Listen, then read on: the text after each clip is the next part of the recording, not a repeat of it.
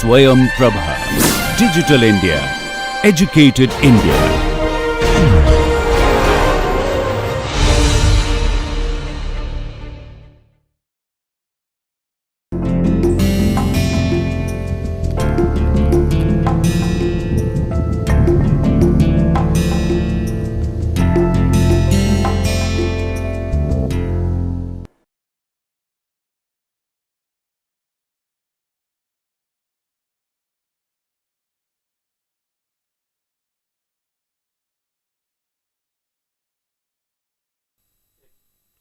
In today's lecture, we will cover the topic on geometry of crystals. The basic topics in these subtopics would be space lattices, motifs, and crystal systems. The course basically will cover elementary material on geometry of crystals, but students who are interested in learning more can consult advanced texts like Elementary Crystallography by M.J. Berger and also the Structure of Materials by MIT professors like Samuel M. Allen and Edwin L. Thomas. What is that we are trying to learn in this chapter? We will try to understand what is a crystal. We will consider first some ideal mathematical descriptions of crystals before taking up what are real crystals. And as we know, real crystals actually consist of atoms, ions, or molecules. In the language of crystallography, crystals are described in a very formal way, and we will take up these kind of formal descriptions of crystals. And real crystals considered in this chapter are also idealizations. Real crystals actually have defects and various other imperfections, and those topics will be taken up in later chapters. We have already briefly considered the classifications of solids based on structure. And the structure we are talking about here is the atomic structure. Based on atomic structure, we can have amorphous materials, quasi-crystalline materials, and crystals. The basic characteristics of these three classes of materials are: crystals are ordered and periodic, quasi-crystals are ordered but they are not periodic, and amorphous materials are neither ordered nor periodic. In this chapter, as we see, we will only consider crystals, and amorphous and quasi-crystalline materials may be considered briefly in later chapters. The first question, of course, we have to ask ourselves is that why do we need to study crystal structures? This is an important question because when we look around us, we see that most of the materials we see are actually not crystalline. The wood which this material is made of, the plastic around us typically, the cement, and all these are typically non-crystalline materials. The human body, for instance, is typically not a crystal. But then we do with a lot of important engineering materials like metals, semiconductors, and also ceramics, which are actually crystalline. Examples of metals would be copper, zinc, pure metals, or alloys of these which can be crystalline. Semiconductors like gallium arsenide or silicon or germanium are also typically crystalline. The examples of crystalline ceramics are alumina, zirconia, silicon carbide, strontium titanate, and the list is actually very, very long. If one important thing to note, of course, is that single crystals are actually very, very rare. Typically, when you take up, for instance, a copper wire or a metallic vessel, for instance, a stainless steel vessel, actually it is polycrystalline. And in later chapters, we will actually formally define what's a polycrystal. But for now, we need to note that the entire structure is not a single crystal. And polymeric materials also typically never get fully crystalline. And therefore, we should not be confused by looking at the world around us that most of the materials are actually non-crystalline, but most of the industrially important applications of materials are of crystalline materials. And the important reason we need to consider a crystal is because crystalline materials, the properties are directly influenced by the fact that the material is crystalline, and that is an important reason for us to study crystal structures. The language of describing crystal structures is the language of crystallography. And why do we need to study crystallography, which is what we are going to start this chapter with, is it gives us a concise or a very succinct representation of a large assemblage of species. What are these species, etc., we will consider in detail very soon. And as we shall see, the language of crystallography is one of succinctness. We had usually said that many of the usually industrially important materials are crystalline, like for instance metals and semiconductors. We should also note that many of these materials can also be obtained in amorphous forms as well, and this we will see in later chapters. In this chapter, for instance, we will consider two important definitions of a crystal.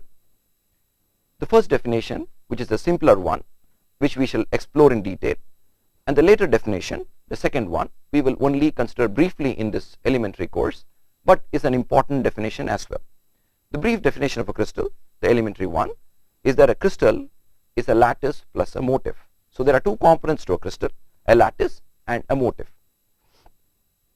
The second definition is the definition of the language of crystallographers, and though it is very important, and especially its importance comes to the fore when we consider classification of crystals. In classification of crystals, it is typically made on symmetry, and therefore we have to invoke the concept of a space group which has embedded in it the concept of symmetry. And once we have defined a formal way of dealing with crystals, we should avoid loose definitions of a crystal, and this is very important. And though in casual language sometimes we may often deal with definitions as for crystal as a 3D translationally periodic arrangement of atoms in space, but now that we have a formal definition of a crystal as a lattice plus a motif, or alternately as a crystal being a space group or plus an asymmetric unit, we should not use language which is not precise. As we had pointed out before, initially we start with ideal mathematical crystals, and then slowly we will progress to real crystals, which are really the practical crystals we deal with in real day life, by relaxing various criteria. And one of the criteria we will do is actually introduce defects in the crystal. So let us look at the formal definition of a crystal in a lot more detail, the crystal being a lattice plus a motif. So we have two important terms here, one being a lattice, another being a motif. So we will try to understand these two terms in a lot of detail. There is a synonym of a motif which is often used by crystallographers, and that is a basis. Though we will try to avoid this kind of a use of basis, because the word basis can often be confused with a basis vector, and therefore we will stick to the word motif when we are trying to define a crystal. So what is a lattice? As a first look, we can understand the lattice to be the underlying periodicity in a crystal. So a lattice actually captures the underlying periodicity of a crystal. A basis actually is any entity, but typically, as we shall see, it consists of an atom or a group of atoms associated with each lattice point. We will take up examples of these to clarify the points, but the key word when we are talking about basis, the word associated, which has been highlighted. So a lattice tells us how to repeat, and the motif tells us what is that which has to be repeated. And a lattice picks up the translational periodic arrangement of points, and a crystal is a translationally periodic arrangement of motifs. So it has to be absolutely clear at this point of time that a lattice and a crystal are different things, and when you put a motif on a lattice, only then we can get a crystal. So the first thing we need to understand in the definition of a crystal is a lattice, which is commonly referred to as a space lattice. The simplest and a nice definition of a lattice, as we shall see, is that it is an array of points in space such that each point has identical surroundings. So the key word here is that every point in the lattice has identical surroundings. As we shall see by considering examples, that in Euclidean space, which is nothing but the flat space, such an arrangement of points leads to an infinite array of points. In other words, in Euclidean space, lattices are infinite. Lattices can exist in one dimension, that means we have only one dimensional repetition of atoms. They can be in 2 dimensions, or they can be in 3 dimensions. Of course, as a mathematical concept, you can have a lattice in n dimensions, and n here can be 7 dimensions, 10 dimensions, or any other kind of dimension you wish to consider. A more commonly referred to definition of a lattice, which you might come across in textbooks, is that a lattice is a translationally periodic arrangement of points in space. We will of course start with some simple examples of lattices before we take up a detailed description of a lattice. So to summarize this slide, a lattice is an array of points such that each point has identical surrounding. Now let us consider or construct a one-dimensional lattice. So let's start with 2 points separated in space, say by a distance a. We can clearly see the point on the left has a point to its right and the point on the right has a point to its left. And this is an unsatisfactory situation as far as creation of a lattice goes, as each point needs to have an identical surrounding. That means the point on the left needs to have one point to its left at distance a. And similarly, the point on the right needs to have one more point to its right at a distance a. So if we repeat this process, we see that in this one dimensional space, actually we will get an infinite set of points. So the distance between each point would be a, and this lattice would be infinite in one dimension. As a curious example, of course, we can consider a set of points, an array of points in spherical one dimensional space that is on a circle, and we can see that it can be finite in a circle. But this is not the typical kind of lattices we consider. Typically we consider crystals in 1, 2 or 3 dimensions, but typically in Euclidean space, and therefore lattices are infinite for as far as our normal consideration goes. Another point to be noted is in that many of our drawings will actually show these points as finite circles, but it should never be mistaken that these are actually geometrical points, and therefore they are really 0 dimensional in extent. So let's look at the lattice we have, one dimensional lattice we have constructed. We can clearly see that the fundamental lattice translation vector which can generate this lattice is a vector joining 2 lattice points, the point on here to the point here, and the fundamental lattice translation vector is a. Also, it can be clearly seen that there is just one kind of a lattice in one dimension, and this kind of a lattice is described by a lattice parameter a, and once we decorate this one dimensional lattice with a motif, we would get a crystal in one dimension. Of course, this lattice parameter can be changed, and therefore we would have different one dimensional crystals or one dimensional lattices which are different from each other only by this lattice parameter a. Yeah. And as I pointed out before, that we should never confuse the basis vector with the basis, which is a synonym of the motif. So the second important entity which we need to consider when we want to define a crystal is the motif. So the question we are asking is that what can constitute a motif, what kind of motifs exist in practice, and how do we understand these motifs in relation to these lattice points we have generated. As I had pointed out, the basis is a synonym for the motif. An entity which can be associated with each lattice point is a motif, and as we shall see, this is a very broad definition, and the kind of entity could be a geometrical object, or it can even be a physical property, or it can be a combination of a geometrical object and a physical property. Though in this course typically we will see that under normal circumstances we would typically put a geometrical object, and this geometrical object could be an atom or a group of atoms which will go on to decorate a lattice point to create a crystal. In 2 dimensions, for instance, a motif could be a pentagon or a cube, or in 3 dimensions it could be a cube, or it could be something more complicated, geometrical object. But as I told you that in typical atomic crystals, this could be a group of atoms, ions, or even molecules which are associated with each lattice point. One important point while decorating a lattice with a motif which needs to be noted is that you should put the motif identically at each lattice point. You should not rotate, distort, or in any way mangle the motif when you go from one lattice point to another. This is an important point, and as we shall see, if you do any of these, then those will become a different kind of a consideration, which we will take up examples of these as well as we go along.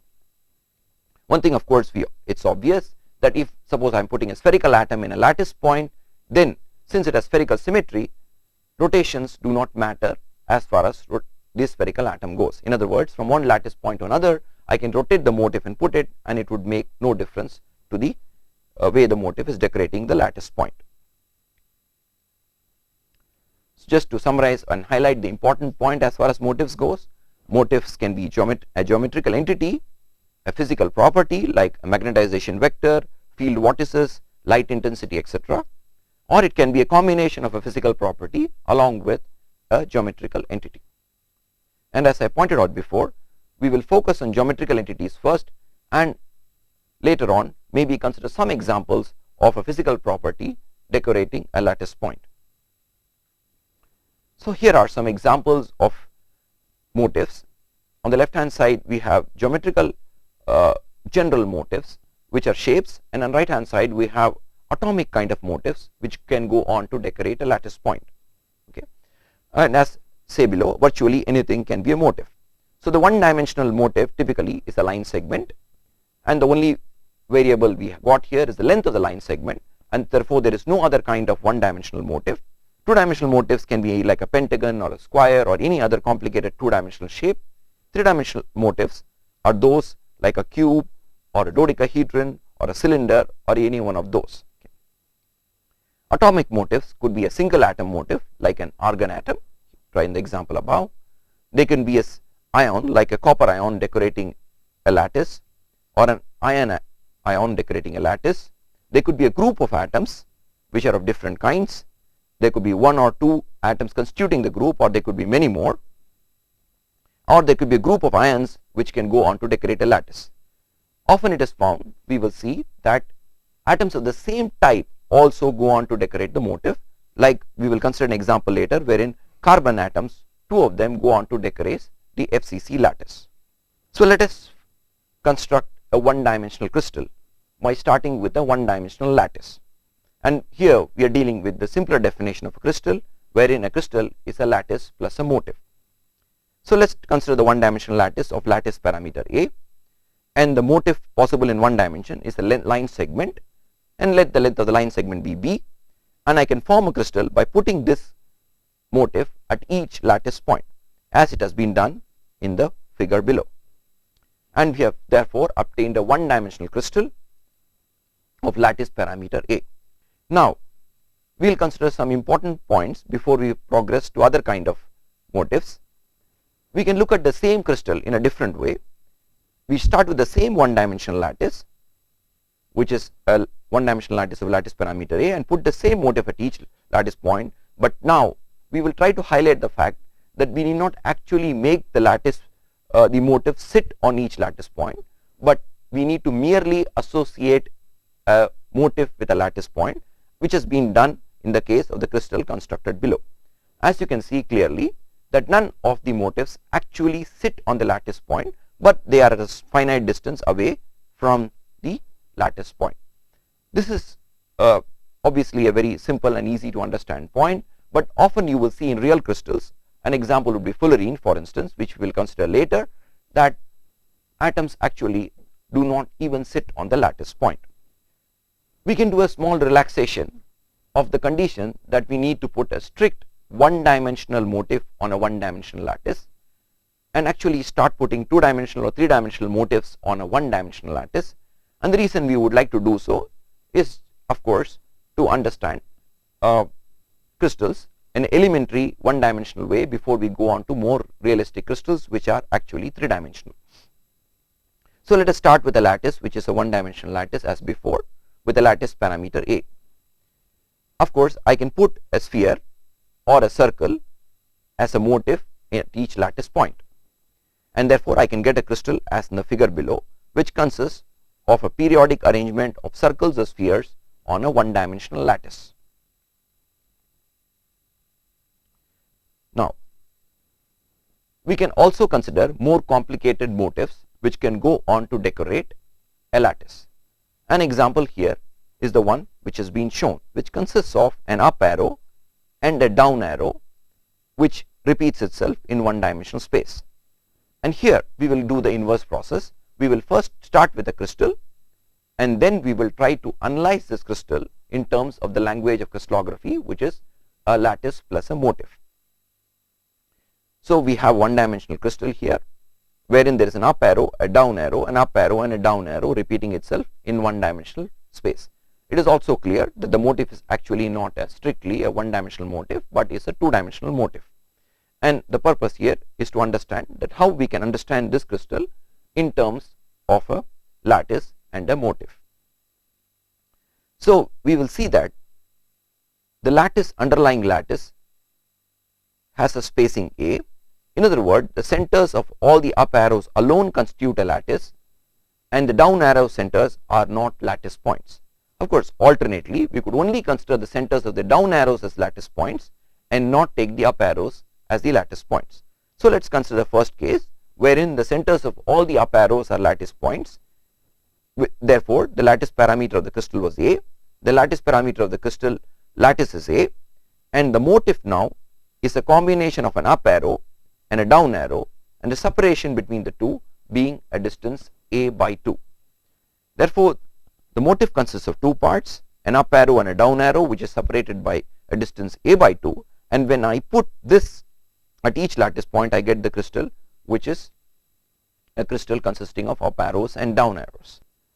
And also this also highlights the point which we considered in the previous slide, that all parts of the motif here actually do not sit on the lattice point. For instance, the up arrow actually is a center around the lattice point, while the down arrow sits at a distance A by 2 from the lattice point. So we will revise the same crystal once again by doing the inverse process, that is actually constructing the crystal starting with a lattice. Of course, we could start with a lattice, which is an array of points which is spaced a distance A by 2.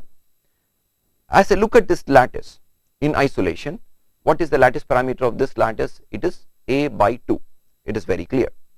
Now, suppose I put my combination of up arrows and down arrows, and what I do is that at the first point I put an up arrow, the second point I put a down arrow, the third point I put an up arrow, the fourth point I put a down arrow, and so forth.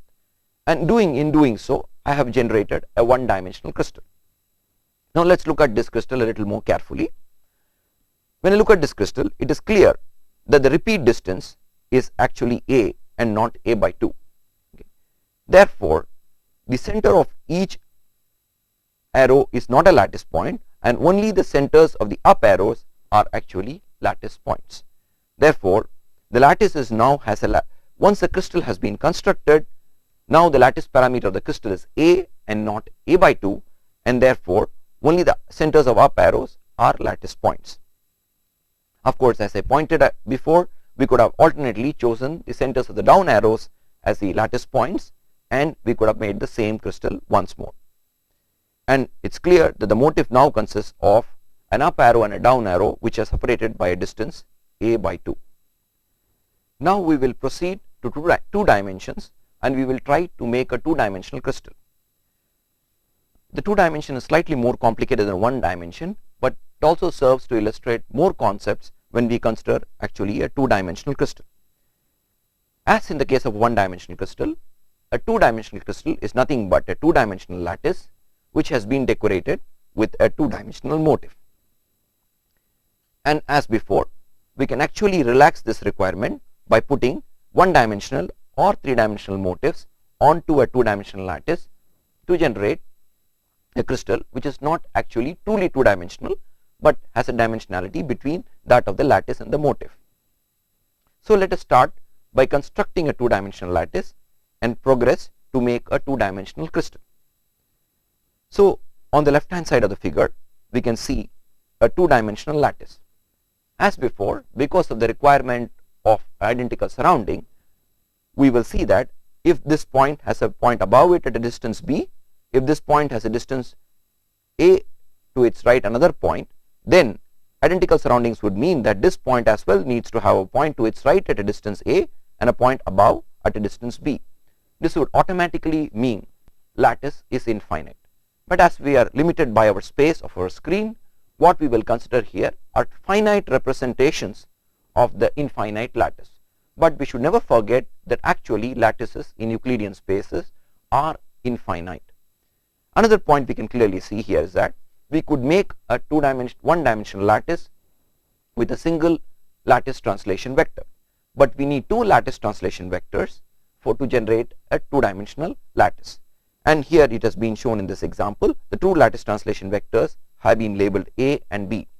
It is also clear that these two lattice translation vectors cannot be collinear, they need to be coplanar. That means they have to generate two dimensions. Now in practice, A could be equal to B, and therefore, or the angle between A and B could be any arbitrary angle, unlike the angle shown in this example where it is 90 degrees.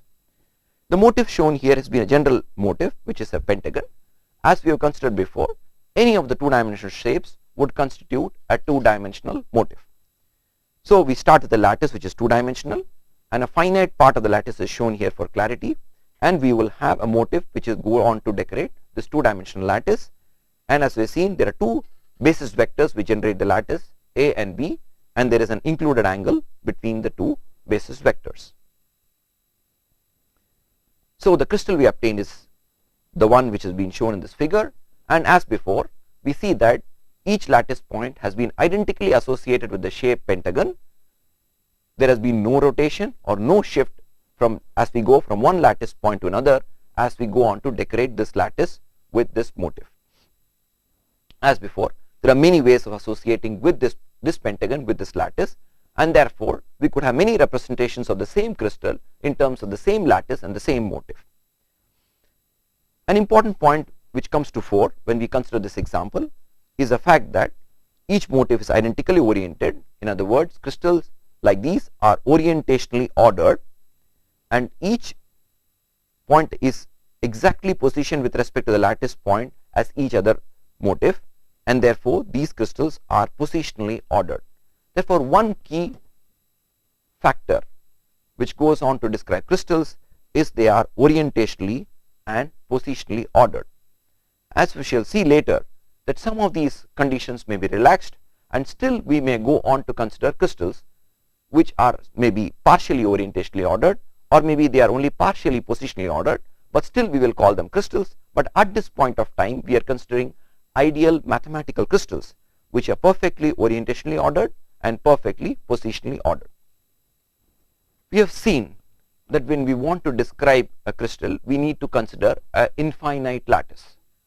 Needless to say, this is an impractical proposition, and also needless to say, when we want to document such a crystal, it is going to be a tedious task.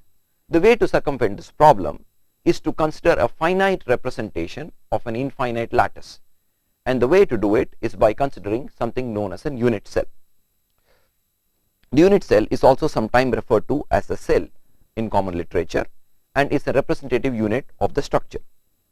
Now, when this unit is translationally repeated, obviously by the basis vectors, we get the whole structure, which is the crystal structure in our case.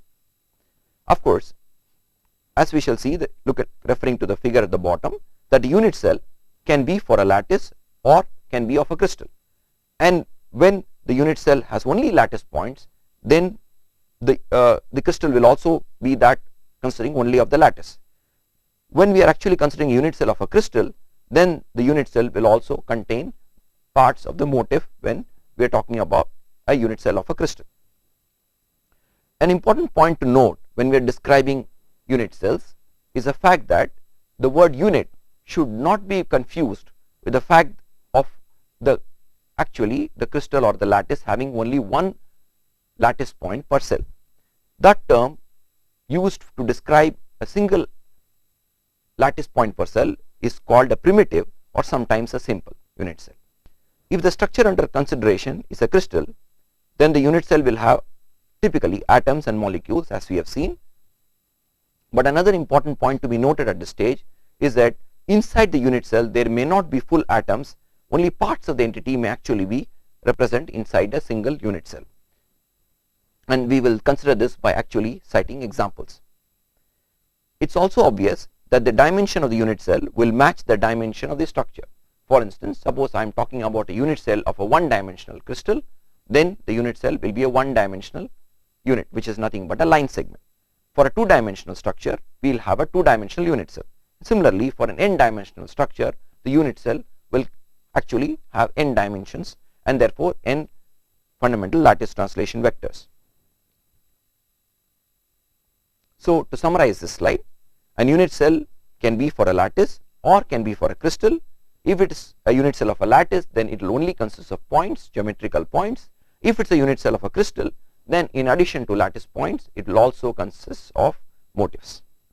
We have already considered the basic motivation of the need for considering unit cells, and to emphasize again, the idea is to actually have a finite representation to describe an infinite repeating pattern. Therefore, we are concise in our description of the crystal structure.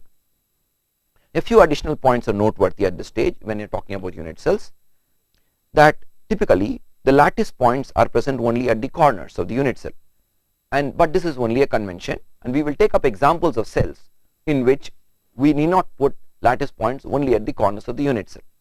But typically in the remainder of the course we will only follow the convention, that is, we will put lattice points only at the corners of the unit cell. If in addition there are no other points at any other point in the unit cell, then such a cell is considered primitive, and we will consider examples of primitive and non-primitive cells in 1, 2 and 3 dimensions.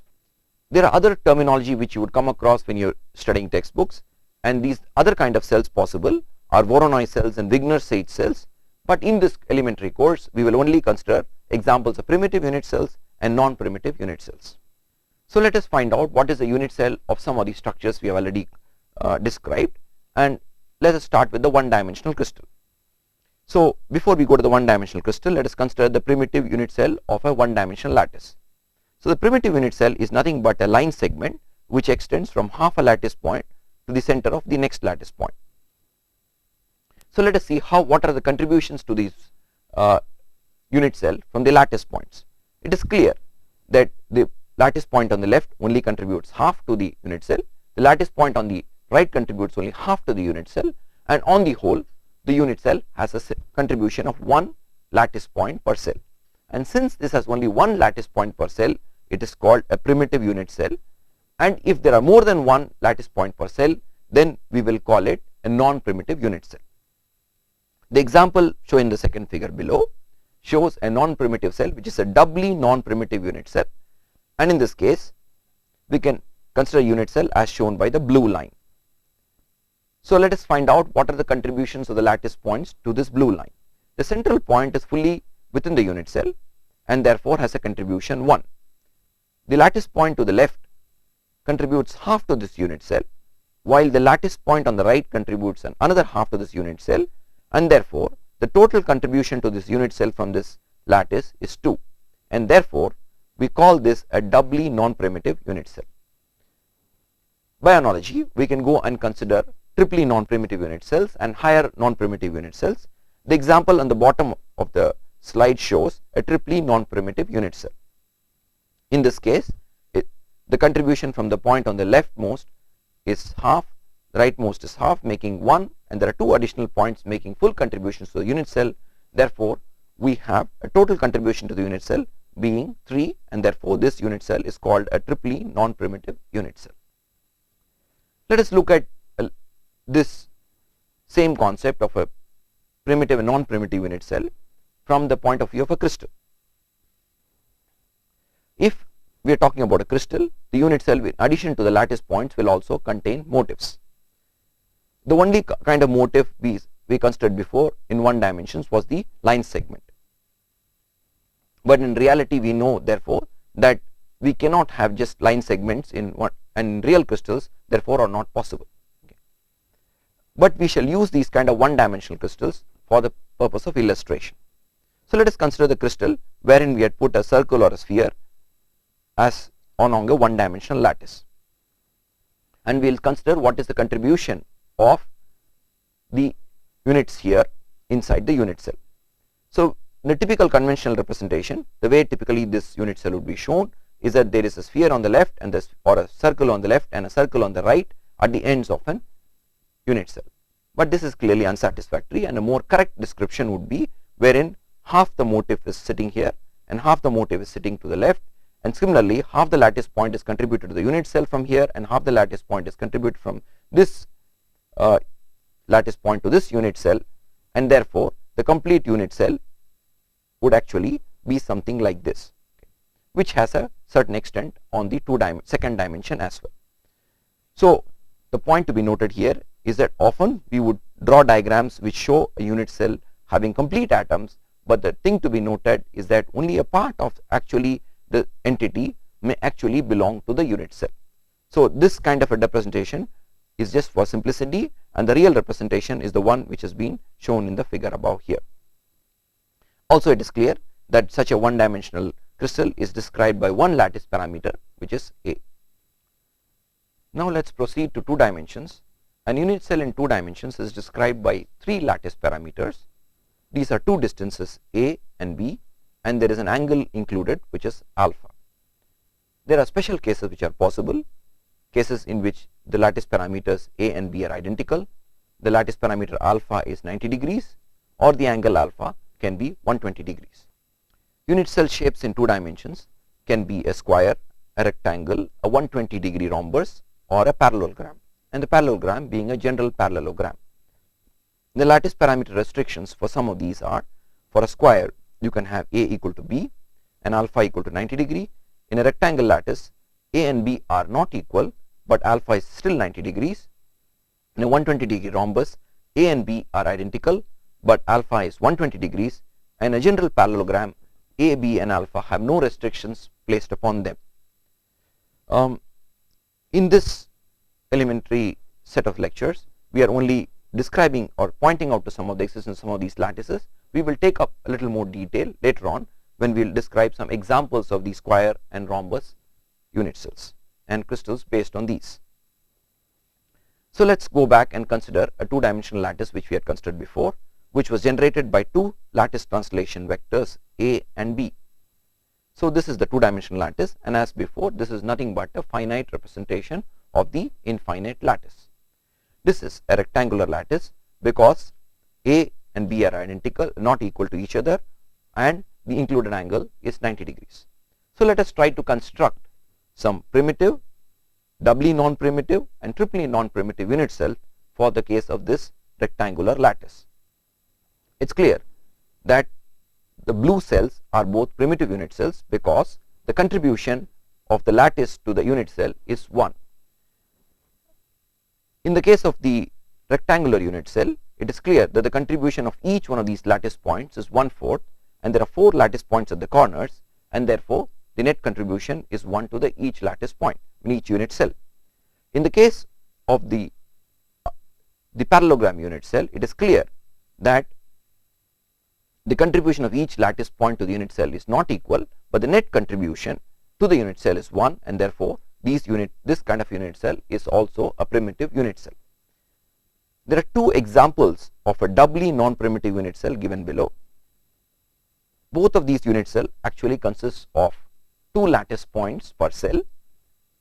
There is 1 in the center of each one of these cells, and there are 4 lattice points at the corners, together contributing 1. Therefore, the lattice point count for each one of these unit cells is 2, 1 from the corners and 1 from the center of the unit cell. So is the case on the right hand side, where the combined lattice contribution from the 4 lattice points in the corners is 1, and the 1 in the center adding 1 more, giving a doubly non-primitive unit cell.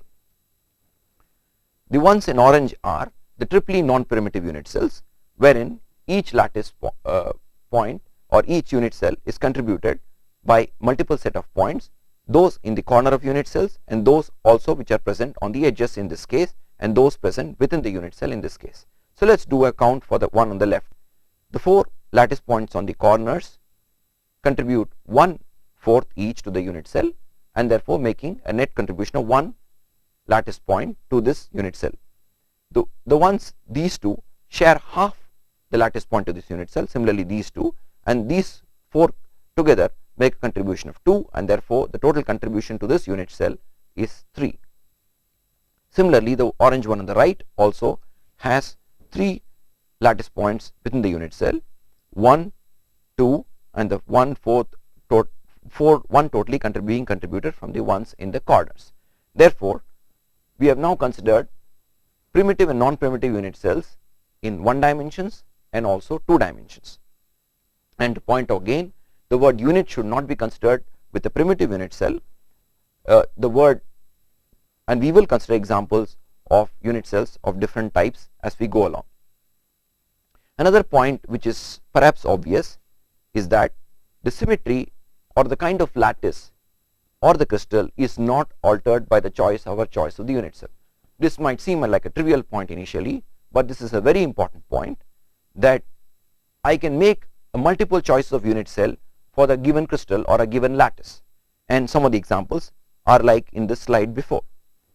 But any of my choices is a legitimate choice and would all constitute valid unit cells but the structure remains unaltered irrespective of the kind of unit cells I choose. It is also obvious that the symmetry of some of the unit cells is lower than the symmetry of the lattice, but still, nevertheless, we can use those kind of unit cells, and those unit cells would go on to describe the structure equally well as any of the other kind of unit cells. And there are reasons, as we shall see later, that we would want to actually choose some of these non-primitive unit cells for a better description of the crystal structure or of the lattice. So, to reiterate this important point, the symmetry or the kind of the lattice or the crystal is not altered by our choice of the unit cell. That brings us to the next question: how do I choose a unit cell? As you have seen that we can actually make a primitive choice, or a doubly non-primitive choice, or a triply non-primitive choice. So the question arises, how do I go ahead and make a choice of a unit cell? So there are some guidelines which helps us making a choice of a unit cell, and as to emphasize the word, the key word is guidelines. These guidelines are: we try to choose a unit cell which has a maximum symmetry, preferably which matches with the symmetry of the crystal or the lattice being described. Second, having taken care of the symmetry aspect, the size of the unit cell should be a minimum possible. Okay. If both these criteria fail, then we stick to some convention which we shall always use in describing crystals of a particular type. So to summarize this slide and to emphasize the points again, when we want to make a choice of unit cell, a variety of choices exist at our disposal, but then we have certain guidelines which would guide us in making the choice of a unit cell, which is in some sense can serve as an universal representation of the crystal structure. So what are these guidelines? The first guideline being the symmetry of the unit cell, that we try to choose a unit cell which has the maximum symmetry, typically commensurate with the symmetry of the structure. We will try to keep the size of the unit cell to a minimum possible, and there are special cases wherein both these criteria would not be sufficient or would not uniquely resolve the issue, and therefore we would generate a convention which would be used to uniquely use a single kind of a unit cell for the class of structures.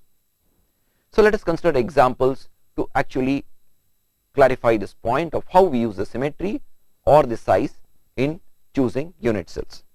So let us consider a square lattice, and in this case, of course, what I am doing, I am viewing a square lattice at an angle of 45-degree rotation. So there are two possible choices of unit cell as shown in this: a doubly non-primitive unit cell and a primitive unit cell as shown by the blue color. As before, both are valid and legitimate choice of unit cell, but the one which is preferred is the blue unit cell for two reasons. Because number one, if you look at the symmetry of the unit cell of the blue and of the other colored unit cell, we see that both of them have a four-fold axis in the center of them.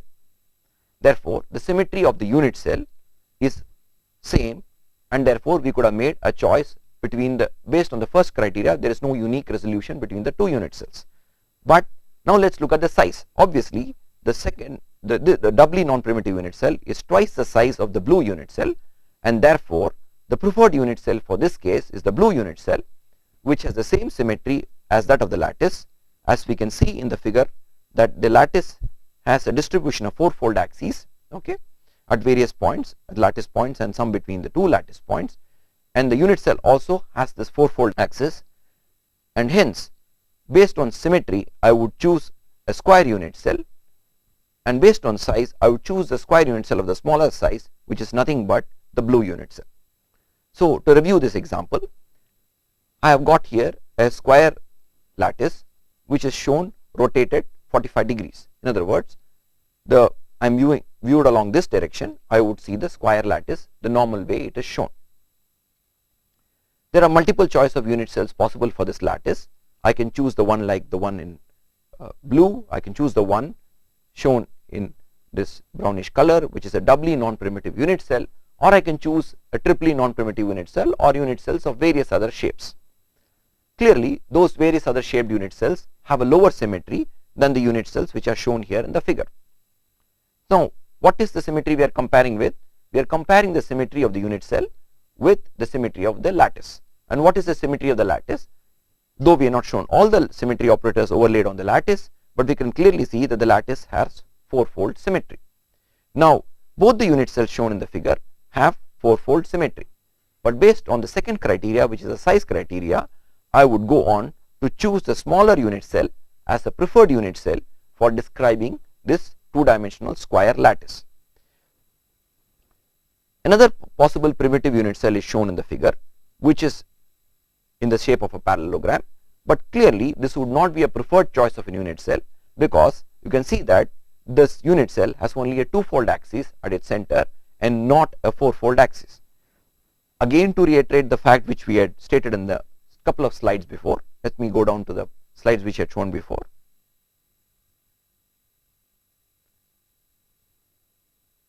My choice of unit cell again is left to me, and any of these choices is a valid choice, and my choice of unit cell is not going in any way to alter the symmetry of the structure which I am describing. Therefore, even this unit cell is a valid unit cell, though not a preferred unit cell. In the previous example, wherein we had considered a square lattice, we had seen that a primitive unit cell was the preferred unit cell based both on symmetry and size. Now we will consider a centered rectangular lattice, wherein the preferred unit cell is not a primitive unit cell, and in fact is a doubly non-primitive unit cell. So this is a centered rectangular lattice, and this has been generated by two basis vectors A and B. For a rectangular lattice, the included angle being 90 degrees. So let us consider a primitive unit cell which is in the shape of a rhombus. Now clearly, if you look at the symmetry of this unit cell, it has got the symmetry which is twofold compared to a square. In the example we considered before, we had a square lattice and the preferred unit cell was a square unit cell which was a primitive square unit cell. In this example, we will see that we will actually have a non-primitive unit cell, which is the unit cell which is normally considered to describe the centered rectangular lattice. The centered rectangular lattice is generated by two basis vectors A and B, which are 90 degrees apart. Now, we can consider a primitive unit cell as shown in the green color, which is rhombus shaped. As before, the contribution from the 4 points at the corners of this unit cell is totally 1. We can have an alternate unit cell which is blue colored, which is in the shape of a rectangle and which has contribution of 1/4 from the 4 lattice points at its corner and 1 from the center, therefore having 2 from the total unit cell. Therefore, this is a doubly non-primitive unit cell. In this case, the symmetry of both the unit cells is identical, but still we prefer the unit cell which has 90 degrees separation between the basis vectors. So in this case, even though the based on size and symmetry, the green unit cell is the preferred unit cell, here we go by convention and actually choose the blue unit cell as the conventional unit cell to describe the centered rectangular lattice. We will have to say a few more things about this later, but currently we will assume that based on convention we are actually going in for a doubly non-primitive unit cell, which also seems reasonable looking at the shapes of the two unit cells. And again, as before, the distribution of symmetry elements has not changed as compared to the simple rectangular lattice which we had considered before. So the unit cell of this lattice is just been conventionally chosen, is the one on the right, which is lattice point at its corner and one at the center of the lattice unit cell. Now let us make a simple rectangular crystal and also try to understand how to construct a unit cell for this simple rectangular crystal. In addition to the lattice points, obviously the crystal will have a motif, and in this case the motif consists of two kind of entities, a green sphere and a brown colored sphere. So let us start with this simple rectangular lattice and overlay the motif on top of it to get a rectangular crystal, which has been done as shown. The basis vectors remain unchanged, which are A and B, and we can have an unit cell as shown before, which is in the color blue. Now the shortest lattice translation vector in this crystal is the one A, and the lattice vector B is longer in length. And if I consider now part of the structure which is shown here, we can clearly see the true belonging or the true region of the unit cell does not contain the entire green sphere, but it contains green sphere in 4 parts which are associated with the 4 corners of the unit cell. Similarly, the lattice point is also broken into 4 parts and are at the 4 corners of the unit cell.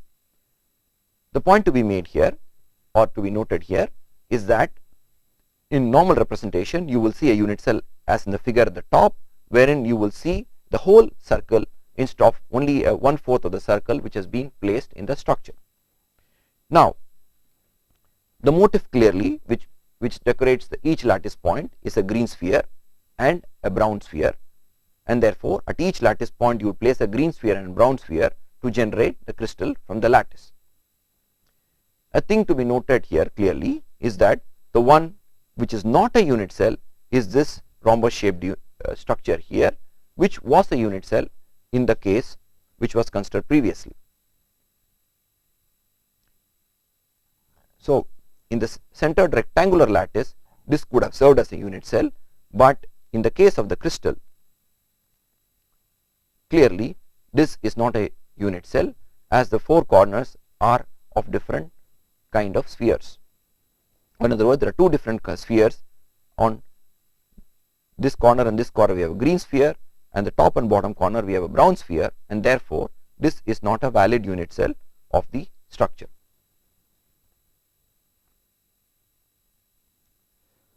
Now let us address an important question which we had alluded to before, that should a unit cell have lattice point only at its corners? Clearly it's only a convention that we put lattice point at the corners of a unit cell, and in some cases it might be instructive to actually not do so to understand the structure better. So for instance, the unit cells we have considered before in 1 dimensions and 2 dimensions, where the unit cells are shown here.